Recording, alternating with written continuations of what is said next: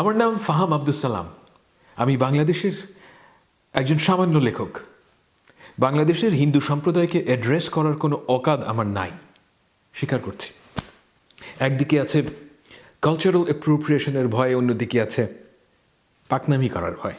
তবে এই ভয় অনেক আগেই আমি অতিক্রম করেছি। I would be honest myself.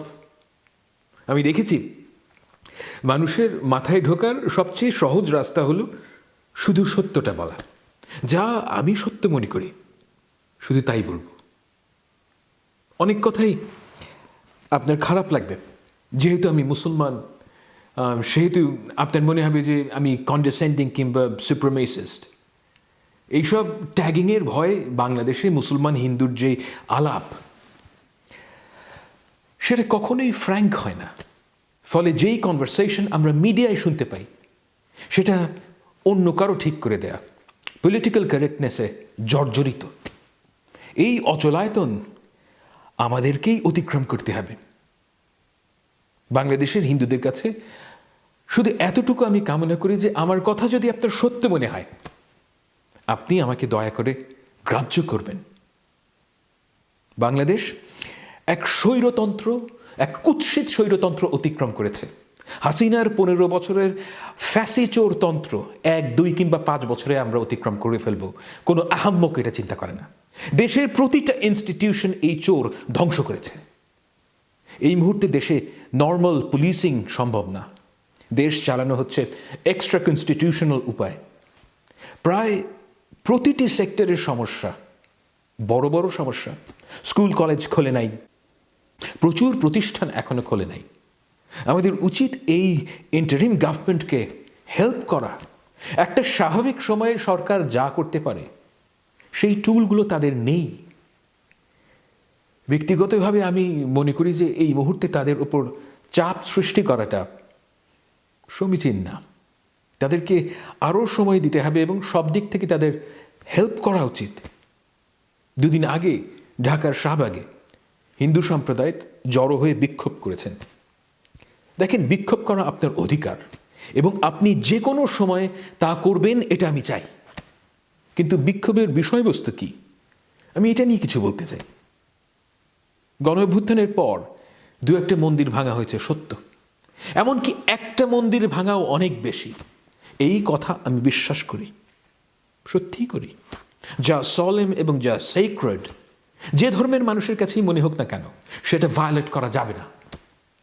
কিন্তু এই দুষ্কর্ম বাংলাদেশকে মোটেও রিপ্রেজেন্ট করে না, এমনকি অল্প কিছু মানুষকেও রিপ্রেজেন্ট করে না।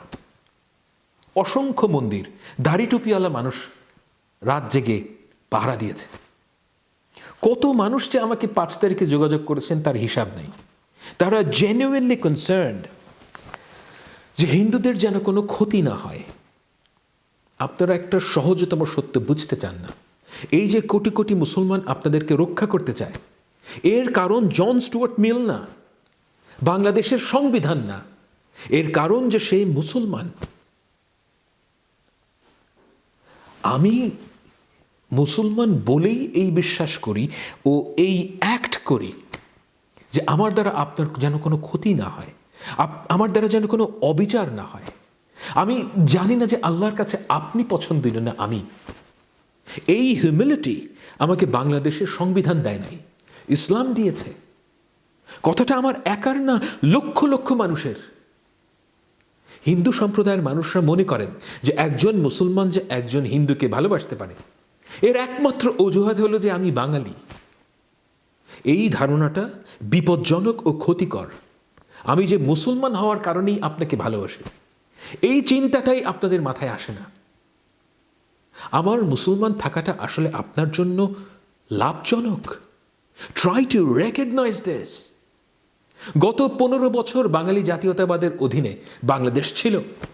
নিজেকে প্রশ্ন করেন ভাই, বাংলাদেশের হিন্দু সম্প্রদায়ের সবচাইতে দীর্ঘস্থায়ী ক্ষতি হেফাজত করে নাই, জামাত করে নাই, করেছে বাঙালি জাতীয়তাবাদীরা। সম্মিলিত স্টুপিডিটির কারণে আপনারা এই রিয়ালিটি স্বীকার করতে পারেন না। একটা কথা মনে রাখবেন, আপনার জন্য একজন চুতিয়া সধর্মীর চেয়ে একজন অনারেবল খ্রিস্টান, মুসলমান কিংবা ইহুদি ইনফিনিটলি বেটার। দেখেন, শেখ হাসিনা, নরেন্দ্র মোদী, ইন্ডিয়ান মিডিয়া কিংবা আমেরিকান আর্মি আপনাদের রক্ষা কবচ না। আপনাদের রক্ষা কবচ হলো বাংলাদেশের রুল অফ ল। কিন্তু জন্মের পর থেকে আপনাদেরকে বোঝানো হয়েছে যে ইন্ডিয়ার আশীর্বাদ পুষ্ট আওয়ামী লীগ আপনাদের বাঁচাবে। এই ননসেন্স আপনারা বিশ্বাস করেছেন।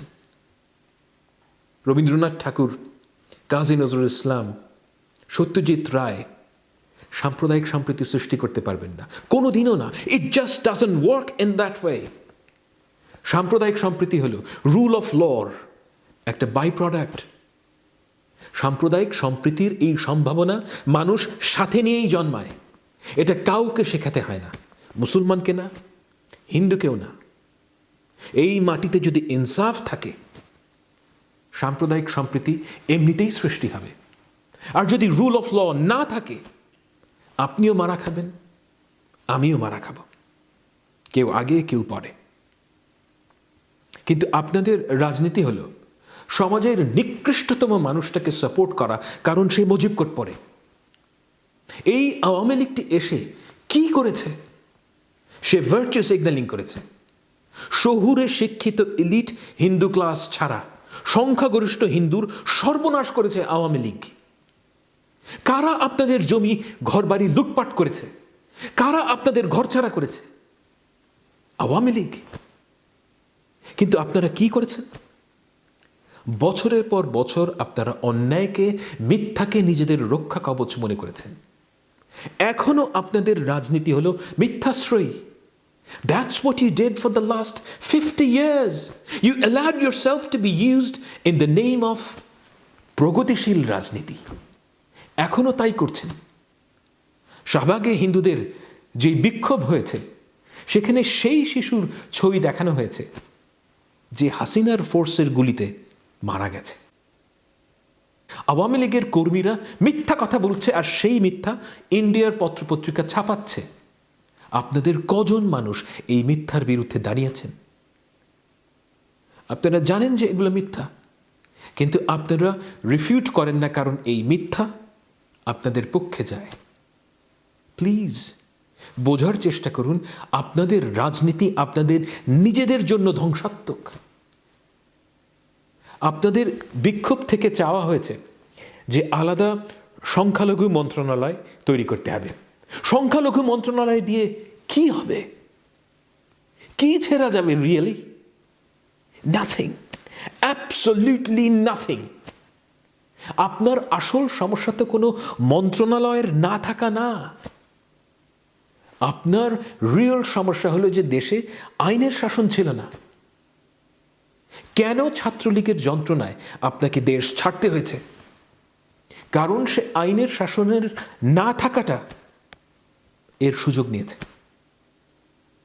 সংখ্যালঘু মন্ত্রণালয় আপনাদের অল্প কিছু শিক্ষিত ভাই ব্রাদার চাকরি পাবে, অল্প কিছু সুতিশাড়ি ভার্চু সিগন্যালিং করবে, শীতের দেশে গিয়ে পাওয়ার প্রেজেন্টেশন দেবে, আর আপনারা উত্তেজিত হয়ে উঠবেন। মফস্বলের এক সাধারণ হিন্দুর 1 ইঞ্চি লাভ হবে না। আপনারা চিরকাল মাইনরিটি হিসেবেই ট্রিটেড হবেন। এই ধ্বংসাত্মক লুজার মেন্টালিটি থেকে বের হন ভাই। আওয়ামী লীগ কিংবা বিএনপি আপনাকে বাঁচাতে পারবে না। বাঁচাবে রুল অফ ল, আর সেজন্য দরকার আমাদের ইনস্টিটিউশন। এই রুল অফ ল আল্লাহ থেকে নাজিল হবে না ভাই, আমাকে আপনাকে পার্টিসিপেট করে তৈরি করতে হবে। আপনার দিক থেকে রুল অফ ল পোক্ত করার প্রথম কর্তব্য হলো ইউ বি অনেস্ট। আপনার নাগরিকতা আমার নাগরিকতা থেকে 1 সুতা কম না। এমব্রেস ইট। আমি তো ভাই কারোর সাথে পাচ্ছি নাই, তাই আমি খুব ভালো। এই ইডিওটিক নোশন থেকে বের হন ভাই। এই দেশটা শুধু মুসলমানের না, এই পৃথিবীটা আল্লাহ পাক শুধু মুসলমানের জন্য তৈরি করেন নাই। আপনারা সব সময় ব্যাকফুটে যান, আপনাদের মধ্যে ডিপ সংকোচ কাজ করে, কারণ আপনারা জানেন যে আপনারা মিথ্যাচারী ফ্যাসিস্ট হাসিনাকে সমর্থন করেছেন 15 বছর। এই ব্যাকফুটে থাকাটা বন্ধ করেন। Take part in the main stream. Gobindachandra Pramanik সাহেবকে ঠিক এই কারণে আমি সম্মান করি, কারণ তিনি তার জায়গা থেকে সত্যটা বলছেন। তিনি আমার আদর্শ ধারণ করেন না মোটেও, সো বি ইট, কিন্তু আমি তাকে সম্মান করি কারণ তাকে আমার সৎ মনে হয়। বাংলাদেশের কয়টা প্রমিনেন্ট হিন্দু লোক আপনারা দেখেছেন যারা বলছে গত 15 বছরে হিন্দুদের সামষ্টিক স্বার্থের দিক থেকে আওয়ামী লীগ ক্ষতি করেছে? আপনারা সব সময় মনে করেছেন আপনাদের গোষ্ঠীর মুখপত্র হবে একদল ইতর, চোর, বাটপার। কি লাভ হয়েছে? Ask yourself. আপনারা নিজেদেরকে দুর্বল করেছেন, আপনাদের সংগঠিত হওয়ার সম্ভাবনা সংকুচিত করেছেন। You allowed yourself to be used. Be a proud and honourable Hindu.